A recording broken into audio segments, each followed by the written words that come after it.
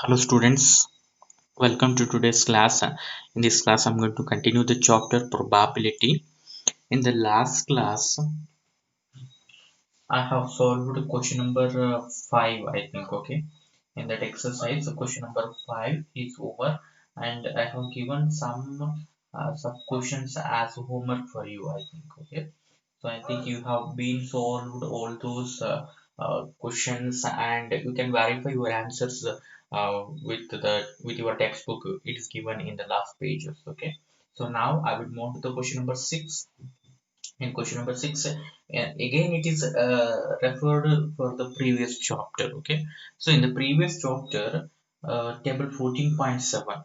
If you look at the table 14.7, it is related to what? It is related to one of the data and it is like this. Okay, so marks obtained by the students. Okay, so total number of students in a classroom is 90 and the marks scored by those students out of 100. Okay, out of 100 means maximum marks is 100. Okay, so the marks gained by the students, okay, is listed and it is like this. Between 0 to 20 there are 7 students, 20 to 30 10 students, 30 to 40 10 students, 40 to 50 20 students, and so on. Okay, like this. So now try to understand one thing here. Marks is actually written. Okay, so this is actually marks. Okay, ಅರ್ಥ ಆಗ್ತಿದೆ ಅಲ್ವಾ? ಇಲ್ಲೇನಿದು ಮಾರ್ಕ್ಸಿನ range ಬರ್ದಿದ್ದೀವಿ. ಈ 0 to 20 marks ತಗೊಂಡಿರುವಂತ students ಈ range ಅಲ್ಲಿ ಬರುವಂತವ್ರು ಅಂದ್ರೆ including 0 excluding 20. Okay, ಅದು ಗೊತ್ತಿದೆ ನಿಮಗೆ ಹೇಗೆ ಈ ಕ್ಲಾಸ್ ಇಂಟರ್ವಲ್ ಅಲ್ಲಿ ಯಾವ್ಯಾವ ಮಾರ್ಕ್ಸ್ ಅನ್ನ ನಾವು ಅಡಿಷನ್ ಮಾಡ್ಬೋದು. 20ನ ಅಡಿಷನ್ ಮಾಡಬಾರ್ದು, ಅಪ್ ಟು 19 ವರೆಗೂ ಅಡಿಷನ್ ಮಾಡ್ಬೋದು. ಸೊ 0 to 19 ಮಾರ್ಕ್ಸ್ ತಗೊಂಡಿರುವಂತ ಸ್ಟೂಡೆಂಟ್ಸ್ 7 ಇದ್ದಾರೆ. 20 to 30 10 ಸ್ಟೂಡೆಂಟ್ಸ್ ಇದ್ದಾರೆ. 30 to 40 ರೇಂಜ್ ಅಲ್ಲಿ 10 ಸ್ಟೂಡೆಂಟ್ಸ್ ಈ ತರ ಇದ್ದಾರೆ.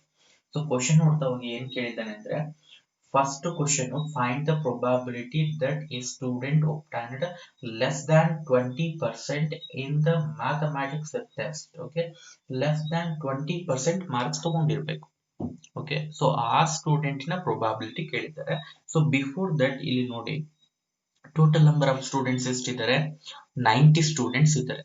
ಸೊ ಇಲ್ಲಿ ಟೋಟಲ್ ನಂಬರ್ ಆಫ್ ಔಟ್ಕಮ್ಸ್ ಎಷ್ಟಾಗುತ್ತೆ ಫಸ್ಟ್ ನೋಡ್ಕೋಬೇಕು ನೀವು. ಓಕೆ, ಸೊ ಈಗ ನೋಡಿ, ಈಚ್ ಸ್ಟೂಡೆಂಟ್ ಕೂಡ ಒಂದು ಮಾರ್ಕ್ಸ್ ಅನ್ನ ಗೇನ್ ಮಾಡಿರ್ತಾನೆ ಡೆಫಿನೆಟ್ಲಿ. ಸೊ 90ಯಲ್ಲಿ ಸೊ ಪ್ರತಿಯೊಂದು ಸ್ಟೂಡೆಂಟ್ಗೂ ಕೂಡ for each and every student there is a marks. Okay, so ಅವನಿಗೆ ಏನೋ ಒಂದು ಮಾರ್ಕ್ಸ್ ಬಂದಿರುತ್ತೆ. ಇವನ್ 0 ಆಗಿದ್ರು ಓಕೆ, ಆರ್ ಇವನ್ 100 ಆಗಿದ್ರು okay. Okay, so definitely he will gain some marks. ಒಂದು ಮಾರ್ಕ್ಸ್ ಇರುತ್ತೆ, ಬಟ್ ರಿಪೀಟ್ ಆಗೋ ಚಾನ್ಸಸ್ ಇರುತ್ತೆ, ಹೌದಲ್ವಾ? ಸೊ ಯಾರೋ 2 ಸ್ಟೂಡೆಂಟ್ಸ್ ಸೇಮ್ ಮಾರ್ಕ್ಸ್ ತಗೊಂಡಿರೋ ಪಾಸಿಬಿಲಿಟಿ ಇರ್ಬೋದು. Okay, so for example so 55 2 ಸ್ಟೂಡೆಂಟ್ಸ್ಗೆ 55 ಬಂದಿರ್ಬೋದು. ಅಂಡ್ ದೆನ್ ಅಗೇನ್ ಆಗ ನೀವೇನ್ ಮಾಡಬೇಕು, 55 ಅನ್ನೋದನ್ನ 2 ಡಿಫ್ರೆಂಟ್ ಔಟ್ಕಮ್ ಅನ್ನೋ ತರನೇ ಟ್ರೀಟ್ ಮಾಡಬೇಕಾಗುತ್ತೆ. ಹಾಗಾದ್ರೆ ಈ ತರ ನೋಡ್ತಾ ಹೋದ್ರೆ ಟೋಟಲ್ ಎಷ್ಟು ಔಟ್ಕಮ್ಸ್ ಸಿಗುತ್ತೆ ನಿಮಗೆ? ಈಚ್ ಸ್ಟೂಡೆಂಟ್ ಇಂದ ಒಂದೊಂದು ಔಟ್ಕಮ್ ಸಿಗುತ್ತೆ. Okay, from each student you are going to get one outcome. So that's why totally there are 90 students means you are going to get 90 outcomes. Therefore total number of outcomes is equal to how much? 90. Okay, so first thing I am going to write on that one. Total number of outcomes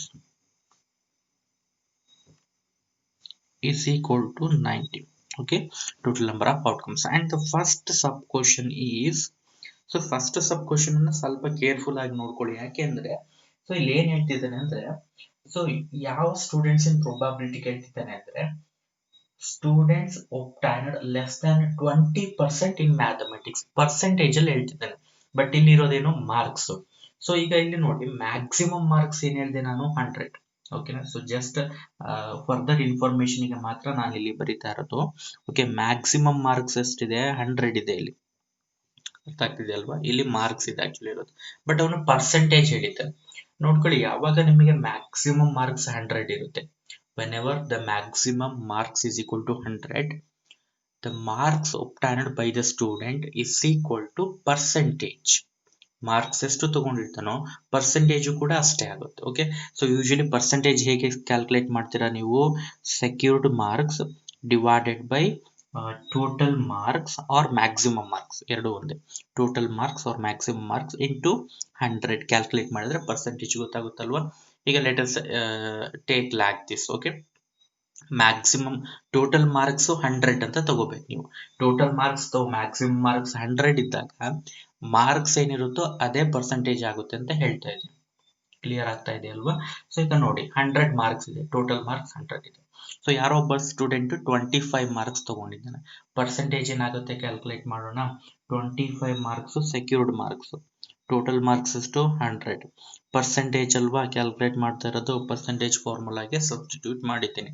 so 100 ಮತ್ತೆ 100 cancel ಆಗಿ answer ಏನ್ ಬರುತ್ತೆ ನಿಮಗೆ 25 ಅಂತ ಬರುತ್ತೆ. ಇದು percentage.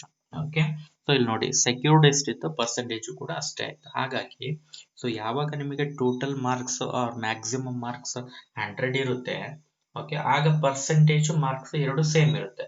But total marks ಏನಾದರೂ change ಆದ್ರೆ 200 300 ಆ ಥರ ಆದ್ರೆ ಆಗ ಏನಾಗುತ್ತೆ ಪರ್ಸೆಂಟೇಜ್ಗೂ ಮಾರ್ಕ್ಸ್ಗೂ ಡಿಫ್ರೆನ್ಸ್ ಇರುತ್ತೆ. ಟೋಟಲ್ ಮಾರ್ಕ್ಸಿಗೂ ಪರ್ಸೆಂಟೇಜ್ಗೂ ಡಿಫ್ರೆನ್ಸ್ ಇರುತ್ತೆ. ಪರ್ಸೆಂಟೇಜ್ ಇನ್ ದ ಸೆನ್ಸ್ ಯಾವಾಗಲೂ ಏನಾಗಿರುತ್ತೆ 0 to 100. Okay, percentage in the sense what percent ಅಂತಂದ್ರೆ ಫಾರ್ ಎವ್ರಿ 100 ಅಂತಾನೆ ಮೀನಿಂಗ್ ಅದು. ಓಕೆ, ಪರ್ಸೆಂಟೇಜ್ ಎಲ್ಲ ಸ್ಟಡಿ ಮಾಡಿದ್ದೀರಾ.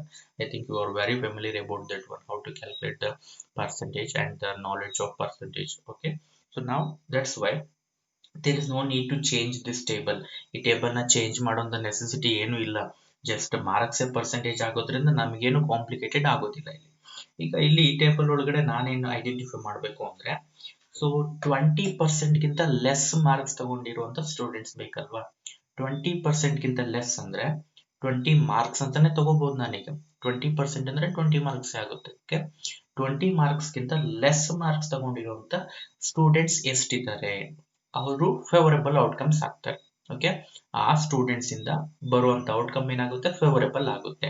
ಓಕೆ, ಸೊ ಹಾಗಾಗಿ ಇಲ್ಲಿ ನಾನು ಫಸ್ಟ್ ಇವೆಂಟ್ ಏನಿದೆ ಅದನ್ನ ತಗೊಳ್ತಾ ಇದ್ದೀನಿ. Okay, students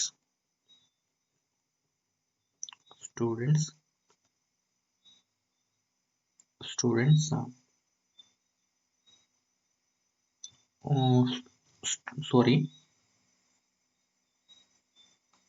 okay, like this. Okay, ಈ ತರ ತಗೊಳ್ಳಿ.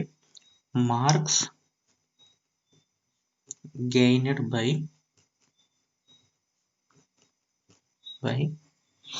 the students is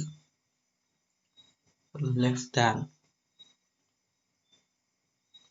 20%. 20% ಗಿಂತ ಲೆಸ್ ಇರಬೇಕು. ಓಕೆ, ಸೊ ಈಗ ಇಲ್ಲಿ ನಾನು ಏನ್ ತಗೊಳ್ತಾ ಇದ್ದೀನಿ, ಈಗ number of outcomes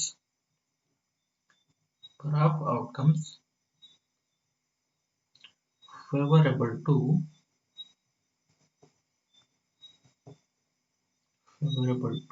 E1. Okay, so ಈಗ ಟೇಬಲ್ ಇಂದ ನೀವು ಅದನ್ನ ಈಸಿಯಾಗಿ ಐಡೆಂಟಿಫೈ ಮಾಡಬಹುದು, ಗೊತ್ತಾಗುತ್ತೆ. ಈಗ ಟೇಬಲ್ ಅಲ್ಲಿ ನೋಡ್ಕೊಳ್ಳಿ, 20 ಗಿಂತ ಲೆಸ್ ಇರಬೇಕು. 20 ಗಿಂತ ಲೆಸ್ ಅಂದ್ರೆ 19, 18, okay, 79 so on up to 0 ಇದ್ರೂ ಕೂಡ ತಗೋಬಹುದು. ಹಾಗಾದ್ರೆ ಇಲ್ಲಿ ನೋಡ್ಕೊಳ್ಳಿ, ಫಸ್ಟ್ ಕ್ಲಾಸ್ ಇಂಟರ್ವಲ್ ಇದೆಯಲ್ಲ, ಇದು 20 ಗಿಂತ ಲೆಸ್ ಮಾರ್ಕ್ಸ್ ತಗೊಂಡಿರುವಂತ ಸ್ಟೂಡೆಂಟ್ಸ್ ಈ ಕ್ಲಾಸ್ ಇಂಟರ್ವಲ್ ಅಲ್ಲಿ ಪ್ರೆಸೆಂಟ್ ಇರ್ತಾರೆ. ಓಕೆ, ಸೊ ಈ ಕ್ಲಾಸ್ ಇಂಟರ್ವಲ್ ಒಳಗಡೆ ಎಷ್ಟು ಸ್ಟೂಡೆಂಟ್ಸ್ ಪ್ರೆಸೆಂಟ್ ಇದ್ದಾರೆ, 7 ಸ್ಟೂಡೆಂಟ್ಸ್ ಪ್ರೆಸೆಂಟ್ ಇದ್ದಾರೆ. ಸೊ ಹಾಗಾಗಿ so number of outcomes favourable to E1 ಏನಾಗುತ್ತೆ ನಿಮಗೆ 7 ಆಗುತ್ತೆ. Okay, so next number of outcomes favourable ಗೊತ್ತಾಯ್ತು, ಟೋಟಲ್ ನಂಬರ್ ಆಫ್ ಔಟ್ಕಮ್ಸ್ ಗೊತ್ತಾಗಿದೆ. Probability will become what 7/90 simply. Okay, so therefore P of E1 is equal to, you have to write on the formula but I am going to do directly. Okay, P of E1 is equal to 7 divided by 90. You can't simplify this one further, or else you can divide this one to get a decimal expansion, and it is lies between 0 and 1. Okay, you can evaluate that one, but I am going to stop here. 7/90 is actually what required probability. Okay, for the first sub question. And there is one more question for you. Okay, second sub question. Now look at the second sub question. It is actually like the second one. Find the probability that a student obtained marks 60 or above. 60 or above. So now it is in the marks, not in the percentage. Even it is given in the percentage, there will be no problem. Okay, so 60 or above. Now you need to consider the students who gained marks equal to 60 or greater than 60. Okay, is it clear for you? So now you need to count how many students are there who secured marks 60 or greater than 60. ಅಂದ್ರೆ 60 ಮತ್ತೆ 60 ಗಿಂತ ಜಾಸ್ತಿ marks ತಗೊಂಡಿರುವಂತ students ಎಷ್ಟಿದ್ದಾರೆ count ಮಾಡ್ಕೋಬೇಕು. So table ಇಂದ clear ಆಗಿ ಗೊತ್ತಾಗುತ್ತೆ. You can understand this one, you can identify this one from the table itself. Okay, now look at the table. So now just look at here in this class interval. So the students who gained marks of 50, 51, 52 and so on up to 59 they are present. Okay, so here above students ಇಲ್ಲಿ ನೋಡ್ಕೊಳ್ಳಿ, ಇಲ್ಲಿಂದ ಮೇಲ್ಗಡೆ ಇಲ್ಲೆಲ್ಲೂ ಕೂಡ 60 or 60 ಗಿಂತ above marks ತಗೊಂಡಿರುವಂತ students ಯಾರು present ಇರೋದಿಲ್ಲ. ಎಲ್ಲಿದ್ದಾರೆ ಅವರು ಅಂದ್ರೆ ಇಲ್ಲಿಂದ ಸ್ಟಾರ್ಟ್ ಆಗುತ್ತೆ. ಓಕೆ, 60 to 70 ಅಲ್ವಾ, ಅಂದ್ರೆ 60, 61, 62 and so on 69 ವರೆಗೂ ಮಾರ್ಕ್ಸ್ ಏನಾದ್ರು ಸೆಕ್ಯೂರ್ ಮಾಡಿದ್ರೆ ಆ ಸ್ಟೂಡೆಂಟ್ಸ್ ಇಲ್ಲಿ ಪ್ರೆಸೆಂಟ್ ಇದ್ದಾರೆ. ಎಷ್ಟು ಸ್ಟೂಡೆಂಟ್ಸ್ ಇದ್ದಾರೆ? 15 ಸ್ಟೂಡೆಂಟ್ಸ್ ಇದ್ದಾರೆ. ಸೊ ಇವರೆಲ್ಲ 60 ಎಬೋವ್ 60 ಆಗ್ತಾರಲ್ವಾ. ಇಲ್ಲಿ ಬಂದ್ರೆ 70 ಎಬೋವ್ ಅಂದ್ರೆ ಅದು ಕೂಡ 60 ಎಬೋವ್ ತಾನೆ. 70 ಎಬೋವ್ ಅಂದ್ರೆ 70 ಎಬೋವ್ ಬಂದಿದೆ ಅಂದ್ರೆ 60 ಎಬೋವ್ ಇದೆ ಅಂತಾನೆ ಮೀನಿಂಗ್ ಅದು, ಹೌದಲ್ವಾ? ಸೊ ದಟ್ಸ್ ವೈ ಇವರು ಕೂಡ ಫೇವರಬಲ್ ಆಗ್ತಾರೆ. ಸೊ 15 ಪ್ಲಸ್ 8 ಮಾಡ್ಕೊಂಡ್ರೆ ನಿಮಗೆ ಫೇವರಬಲ್ ಔಟ್ಕಮ್ಸ್ ಗೊತ್ತಾಗುತ್ತೆ. Okay, so 15 plus 8 means it will become how much? 23. So that's why number of outcomes are favorable to E2 ಅಂತ ತಗೋಬೇಕು ನಾನೀಗ. So that's why initially I'm going to take E2 is equal to students who scored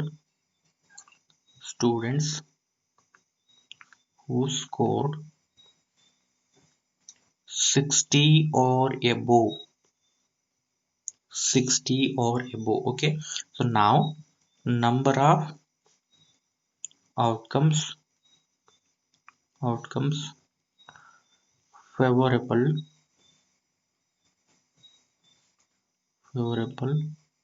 to E2 is equal to how much? It is 15 plus 8. Okay, 15 plus 8 which is equal to 23. Okay, so now you can write down the probability. P of E2 is equal to 23 divided by 90. You can't divide this one because 23 is a prime number. So that's why it's better to stop here. So this completes the solution of question number 6. Now move on to the question number 7. It is like this: to know the opinion of the students about the subject statistics, a survey of 200 students was conducted. The data is recorded in the following table: like 35, dislike 65. So data ಏನಿದೆ clear ಆಗಿ ಅರ್ಥ ಮಾಡ್ಕೊಳ್ಳಿ. 200 students ಅನ್ನ survey ಮಾಡಿದ್ದಾರೆ. Okay, ಏನ್ survey ಮಾಡಿದ್ದಾರೆ ಅಂದ್ರೆ, so statistics subject ನ ಲೈಕ್ ಮಾಡ್ತೀರಾ ಅವ್ರು ಡಿಸ್ಲೈಕ್ ಮಾಡ್ತೀರಾ. Okay, so this actually what data. 200 students ನ ಸರ್ವೆ ಮಾಡಿದ್ದಾರೆ. ಓಕೆ, ಸೊ ಓನ್ಲಿ 2 ಪಾಸಿಬಿಲಿಟೀಸ್ ಇದೆ, ಐದರ್ ಲೈಕ್ ಆರ್ ಡಿಸ್ಲೈಕ್, ಎರಡರಲ್ಲಿ ಒಂದು ಆಗ್ಬೇಕು, ಯಾವ್ದಾದ್ರು ಒಂದು ಆಪ್ಷನ್ ಅನ್ನ ಚೂಸ್ ಮಾಡಲೇಬೇಕು ಅವರು. ಓಕೆ, ಸೊ ನಾಟ್ ಬೋತ್ ಅಂತ ಹೇಳಲಿಕ್ಕೆ ಚಾನ್ಸ್ ಇಲ್ಲ. ಓಕೆ, ಎರಡು ಆಗೋದಿಲ್ಲ ಅಂತ ಹೇಳಲಿಕ್ಕೆ ಚಾನ್ಸ್ ಇಲ್ಲ, ಯಾವ್ದಾದ್ರು ಒಂದನ್ನ ಚೂಸ್ ಮಾಡಲೇಬೇಕು, ಲೈಕ್ ಆರ್ ಡಿಸ್ಲೈಕ್ ಮಾಡಲೇಬೇಕು. ಸೊ ಜಸ್ಟ್ ನಾವು ಇದನ್ನ ಅಬ್ಸರ್ವ್ ಮಾಡಿದಾಗ ಓನ್ಲಿ 2 ಔಟ್ಕಮ್ಸ್ ಅಂತ ಅನ್ಸಿದ್ರು ಕೂಡ 2 ಔಟ್ಕಮ್ಸ್ ಆಗೋದಿಲ್ಲ. ಇಲ್ಲಿ ಟೋಟಲ್ ನಂಬರ್ ಆಫ್ ಔಟ್ಕಮ್ಸ್ 2 ಆಗೋದಿಲ್ಲ. ಯಾಕೆಂದ್ರೆ ಈಚ್ ಸ್ಟೂಡೆಂಟ್ ಇಂದ ಬರುವಂತ ಔಟ್ಕಮ್ ಕೂಡ ಏನ್ ಮಾಡ್ತೀವಿ ನಾವು, ಸಪರೇಟ್ ಔಟ್ಕಮ್ ಅಂತ ಟ್ರೀಟ್ ಮಾಡೋದ್ರಿಂದ. So total number of students 200 ಇರೋದ್ರಿಂದ, ಸೊ ಇಲ್ಲಿ ಟೋಟಲ್ ನಂಬರ್ ಆಫ್ ಔಟ್ಕಮ್ಸ್ ಎಷ್ಟಾಗುತ್ತೆ ನಿಮಗೆ? Total number of outcomes is equal to 200 ಆಗುತ್ತೆ. Okay, total number of outcomes is equal to 200. Remember this one, total number of outcomes is equal to 200. So next one, so probability ಯಾವ್ದು ಕೇಳಿದ್ರೆ ಅಂದ್ರೆ, find the probability that a student chosen at random likes statistics does not like it ಅಂತ ಹೇಳ್ತಾರೆ. It ಅಂದ್ರೆ statistics ಅಂತಾನೆ meaning ಅದು. ಅಂದ್ರೆ like ಮಾಡೋ ಪ್ರೊಬಾಬಿಲಿಟಿ, ಡಿಸ್ಲೈಕ್ ಮಾಡೋ ಪ್ರೊಬಾಬಿಲಿಟಿ ಕೇಳಿದ್ದಾರೆ. ತುಂಬಾ ಸಿಂಪಲ್. ಓಕೆ, ಸೊ ನಿಮಗೆ ಕ್ಲಿಯರ್ ಆಗಿ ಗೊತ್ತಾಗುತ್ತೆ ಅಂತ ಅನ್ಕೊಳ್ತಾ ಇದ್ದೀನಿ. ಸೊ ನೀವು ಇದನ್ನ ಸೊಲ್ಯೂಷನ್ ನೀವೇ ರೆಡಿ ಮಾಡ್ಕೊಳ್ಳಿ, ಆನ್ಸರ್ಸ್ ಹೇಳ್ತಾ ಇದ್ದೀನಿ. ಸೊ ನೋಡಿ, probability of that a student who likes statistics ಏನಾಗುತ್ತೆ ಹೇಳಿ? ಸೊ ಲೈಕ್ ಮಾಡುವಂತ ಸ್ಟೂಡೆಂಟ್ಸ್ ಎಷ್ಟಿದ್ದಾರೆ 135 ಅಲ್ವಾ, ಹಾಗಾಗಿ number of outcomes favourable to this event 135 ಆಗುತ್ತೆ. ಸೊ ಹಾಗಾಗಿ ಅಲ್ಲಿ ಫಸ್ಟ್ ಒನ್ಗೆ ಆನ್ಸರ್ ನಿಮಗೆ 135 ಡಿವೈಡೆಡ್ ಬೈ 200 ಆಗುತ್ತೆ. Okay, so in the same sense second one ಏನಿದೆ ಅಲ್ವಾ, ಡಿಸ್ಲೈಕ್ ಮಾಡುವಂತ ಸ್ಟೂಡೆಂಟ್ಸಿನ ಪ್ರೊಬಾಬಿಲಿಟಿ ಕೇಳಿದ್ದಾರೆ. ಡಿಸ್ಲೈಕ್ ಮಾಡಿರುವಂತ ಸ್ಟೂಡೆಂಟ್ಸ್ ಎಷ್ಟಿದ್ದಾರೆ 65 ಅಲ್ವಾ. So that's Y 65 favourable outcome ಆಗುತ್ತೆ. ನಂಬರ್ ಆಫ್ ಔಟ್ಕಮ್ಸ್ ಫೇವರಬಲ್ ಆಗೋದು ಎಷ್ಟಾಗುತ್ತೆ ಸೆಕೆಂಡ್ ಇವೆಂಟ್ಗೆ 65 ಡಿವೈಡೆಡ್ ಬೈ ಯೂಶಲಿ 200 ಆಗುತ್ತೆ. So this is the answer, and you need to write on some sentences. Okay, event and then a number of outcomes favorable to that event is equal to, and then formula. After that you need to write on this one. Okay, move on to the next question. It is again referred to previous chapter. Refer to question number 2, exercise 14.2. What is the empirical probability that an engineer leaves first one less than 7 kilometer from her place of work, second one more than or equal to 7 kilometer from her place of work, third one within half kilometer from her work place. ನೋಡಿ last ನೀವು chapter ಅಲ್ಲಿ ಒಂದು data study ಮಾಡಿದ್ವಿ. ಏನು ಅಂದ್ರೆ, so there are 40 engineers, total 40 engineers. ಆ 40 ಇಂಜಿನಿಯರ್ಸ್ದು work place ಇಂದ ಅವರ ನೇಟಿವ್ ಪ್ಲೇಸ್ಗೆ ಅಂದ್ರೆ ಅವರ ಹೋಮ್ಗೆ ಇರುವಂತ ಡಿಸ್ಟೆನ್ಸ್ ಅನ್ನ ಒಂದು ಡೇಟಾನ ನಿಮಗೆ ಕೊಟ್ಟಿದ್ರು. ಓಕೆ, ಸೊ ಅದನ್ನ ನೀವೇನ್ ಮಾಡಿದ್ರಿ, ಗ್ರೂಪ್ ಡೇಟಾ ಆಗಿ ಕನ್ವರ್ಟ್ ಮಾಡಿದ್ರಿ. ಸೊ ಅದು ಏನು ಪ್ರಾಬ್ಲಮ್ ಅಲ್ಲಿ ಏನ್ ಕೊಟ್ಟಿದ್ನಲ್ವ, ಆಸ್ ಇಟ್ ಈಸ್ ಅದೇ ಡೇಟಾನೇ ತಗೊಂಡಿದ್ದೀನಿ, ಬಟ್ ಅಸೆಂಡಿಂಗ್ ಆರ್ಡರ್ ಅಲ್ಲಿ ತಗೊಂಡಿದ್ದೀನಿ ನಾನು ಆಲ್ರೆಡಿ. ಸೊ ಯಾಕೆ ಅಸೆಂಡಿಂಗ್ ಆರ್ಡರ್ ಅಂದ್ರೆ, ಸೊ ಗಿವನ್ ಕ್ವಶನ್ಗೆ ನಮಗೆ ಏನಾಗುತ್ತೆ, ಸೊ ಅಸೆಂಡಿಂಗ್ ಆರ್ಡರ್ ಅಲ್ಲಿ ಇದ್ರೆ ತುಂಬಾ ಈಸಿಯಾಗಿ ಏನ್ ಮಾಡ್ಬೋದು, ಫೇವರೇಬಲ್ ಔಟ್ಕಮ್ಸ್ ಯಾವುದು ಅಂತ ಐಡೆಂಟಿಫೈ ಮಾಡ್ಬೋದು. ದಟ್ಸ್ ವೈ ನಾನು ಅದಕ್ಕೋಸ್ಕರ ಈ ತರ ತಗೊಂಡಿದ್ದೀನಿ. ಅಸೆಂಡಿಂಗ್ ಆರ್ಡರ್ ಅಲ್ಲಿ ಅರೇಂಜ್ಮೆಂಟ್ ಮಾಡ್ಕೊಳ್ಳಿ. ಸೊ ಫಸ್ಟ್ ಇಲ್ಲಿ ಟೋಟಲ್ ನಂಬರ್ ಆಫ್ ಇಂಜಿನಿಯರ್ಸ್ ಏನಾಗಿದ್ದಾರೆ 40 ಇದ್ದಾರೆ. So each and every engineer ಇಂದ ಒಂದು ಡೇಟಾ ಕಲೆಕ್ಟ್ ಮಾಡ್ಕೊಂಡಿದೀವಿ. ಏನು ಅಂದ್ರೆ, ಆ ಇಂಜಿನಿಯರ್ ನ ವರ್ಕ್ ಪ್ಲೇಸ್ ಎಲ್ಲರಿಗೂ ಕಾಮನ್, ಎಲ್ಲರೂ ಒಂದೇ ಕಡೆ ವರ್ಕ್ ಮಾಡ್ತಿದ್ದಾರೆ. ಅವರಿಗೆ ಅವರ ಕಂಪನಿ ಏನಿದೆ, ವರ್ಕ್ ಪ್ಲೇಸ್ ಏನಿದೆ ಅಲ್ವಾ, ಆ ವರ್ಕ್ ಪ್ಲೇಸು ಮತ್ತೆ ಅವರ ಹೋಮ್ ರೆಸಿಡೆನ್ಸ್, ಓಕೆ, ಅಲ್ಲಿಂದ ಅಲ್ಲಿಗಿರುವಂತ ಡಿಸ್ಟೆನ್ಸ್. ಓಕೆ, ವರ್ಕ್ ಪ್ಲೇಸ್ ಇಂದ ರೆಸಿಡೆನ್ಸ್ ಗೆ ಇರುವಂತ ಡಿಸ್ಟೆನ್ಸ್, ಇದೊಂದು ಇನ್ಫಾರ್ಮೇಶನ್ ಅನ್ನ ಕಲೆಕ್ಟ್ ಮಾಡಿದ್ದೀವಿ ಡೇಟಾ. ಸೊ ಫಸ್ಟ್ 40 ಇಂಜಿನಿಯರ್ಸ್ ಇಂದ ಕಲೆಕ್ಟ್ ಮಾಡಿದೀವಲ್ವಾ. ಸೊ ದಟ್ಸ್ ವೈ ಇಲ್ಲಿ ಟೋಟಲ್ ನಂಬರ್ ಆಫ್ ಔಟ್ಕಮ್ಸ್ ಎಷ್ಟಾಗುತ್ತೆ ನಿಮಗೆ, total number of outcomes is equal to 40 ಆಗುತ್ತೆ ನಿಮಗೆ. Total number of outcomes is equal to 40 ಆಗುತ್ತೆ. ಓಕೆ, ಸೊ ದೆನ್ ಏನು ಅಂದ್ರೆ event. Okay, so first one ಏನ್ ಕೇಳಿದ್ದಾರೆ ಅಂದ್ರೆ, E1 is equal to ಏನಿದೆ, less than 7 kilometre, less than 7 kilometre from her place of work, from her place of work. Okay, then I'm going to write down number of outcomes favorable to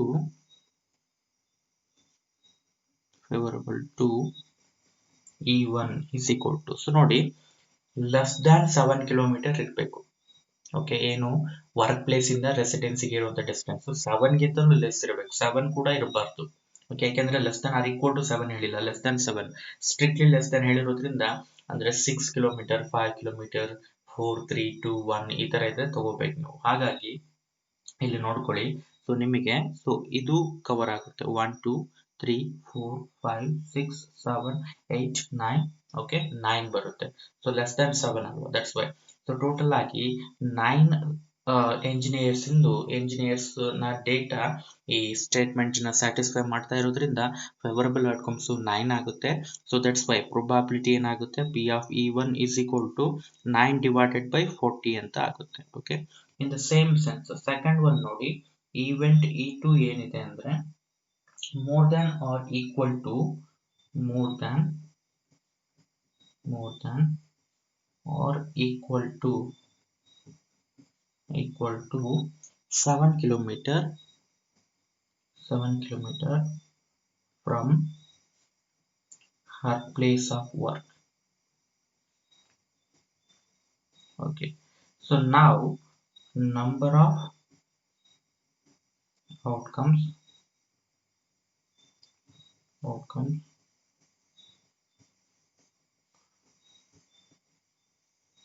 favorable to E2 is equal to, so ಇಲ್ಲಿ ಏನಾಗುತ್ತೆ ನೋಡ್ಕೊಳ್ಳಿ, more than or equal to 7 ಅಂತ ಹೇಳಿ 7 or 7 ಗಿಂತ greater ಇರಬೇಕು. 7 or 7 ಗಿಂತ greater ಇರಬೇಕು ಅಂದ್ರೆ ಇದೆಲ್ಲ ಬರುತ್ತೆ ಅಲ್ವಾ, ರಿಮೈನಿಂಗ್ ಈ ಮಾರ್ಕ್ ಮಾಡಿರೋದು ಇದೆ ಅಲ್ವಾ, ಇದು ಇನ್ಕ್ಲೂಡ್ ಆಗಲ್ಲ. ಈ ಮಾರ್ಕ್ ಮಾಡಿರೋದು ಬಿಟ್ಟು ರಿಮೈನಿಂಗ್ ಎಲ್ಲ ಬರುತ್ತೆ. ಸೊ ರಿಮೈನಿಂಗ್ ಎಲ್ಲ ಅಂದ್ರೆ ಎಷ್ಟಾಗುತ್ತೆ, ಈಸಿ ಇದು. ಇಲ್ಲಿ ಎಷ್ಟಿದೆ ಟೋಟಲ್ 9 ಇದೆ ಅಲ್ವಾ, ಟೋಟಲ್ 40 ಇದೆ. ಆ 40 ಒಳಗಡೆ ಈ 9 ನ ರಿಮೂವ್ ಮಾಡಿ ಎಷ್ಟಾಗುತ್ತೆ, 31 ಆಗುತ್ತೆ. ಸೊ ಹಾಗಾಗಿ ರಿಮೈನಿಂಗ್ ನಿಮಗೆ 31 ಇದೆ, ಅಲ್ಲಿ 31 ಅಬ್ಸರ್ವೇಷನ್ಸ್ ಇದೆ. ಆ ಎಲ್ಲ 31 ಡೇಟಾ ಕೂಡ ಈ ಸ್ಟೇಟ್ಮೆಂಟ್ ನ ಸ್ಯಾಟಿಸ್ಫೈ ಮಾಡುತ್ತೆ, ಅಂದ್ರೆ 7 or ಗ್ರೇಟರ್ ದನ್ 7 ಆಗುತ್ತೆ.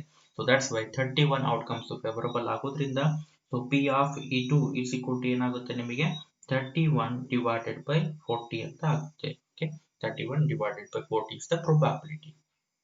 So in the same sense, third one I am going to give the answer for you orally and you need to write down in this procedure. Okay, third one is within half kilometer from her workplace. ಅಂದ್ರೆ within half ಅಂತಂದ್ರೆ half ಗಿಂತ ಕಡಿಮೆ ಇರಬೇಕು kilometre ಅಂದ್ರೆ distance. Okay, half kilometre ಗಿಂತನೂ less ಇರಬೇಕು. So ಆ distance ಇರುವಂತ ಎಂಜಿನಿಯರ್ಸ್, ಅಷ್ಟು ಡಿಸ್ಟೆನ್ಸ್ ಅಲ್ಲಿ ಇರುವಂತ ಎಂಜಿನಿಯರ್ಸ್ ಯಾರಿದ್ದಾರೆ ಐಡೆಂಟಿಫೈ ಮಾಡಿ ನೀವು. ಸೊ ಇಲ್ಲಿ ನೋಡ್ತಾ ಹೋಗಿ, ಮಿನಿಮಮ್ ಇರೋದೇ 2 ಇದೆ. ಓಕೆ, ಮಿನಿಮಮ್ ಅಂದ್ರೆ 2 ಕಿಲೋಮೀಟರ್ ಸರೌಂಡಿಂಗ್ ಅಲ್ಲಿ ಇದೆ.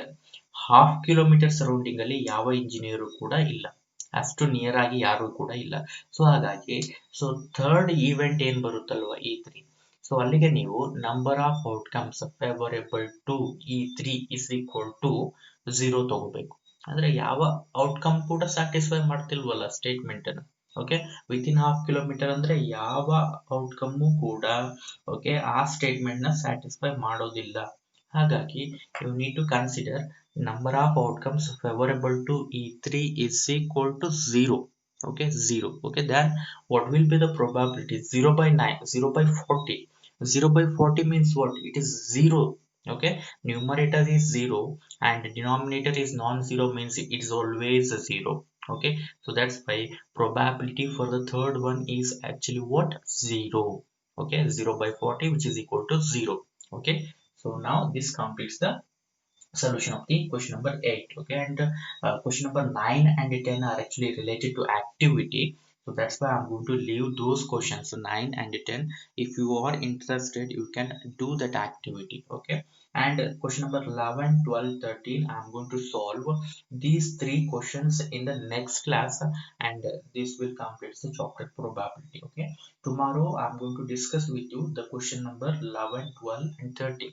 Okay, so now let us stop to today's class. Up to here, write on the notes, and you need to write on the probability for the third sub question in the same procedure. For the question number 8, you need to write on the probability of the third one, and its answer is already given. It is equal to 0. 0 by 40 which is equal to 0. Okay, so in the next class I am going to continue from question number 11. Okay, now let us stop today's class. Thank you one and all.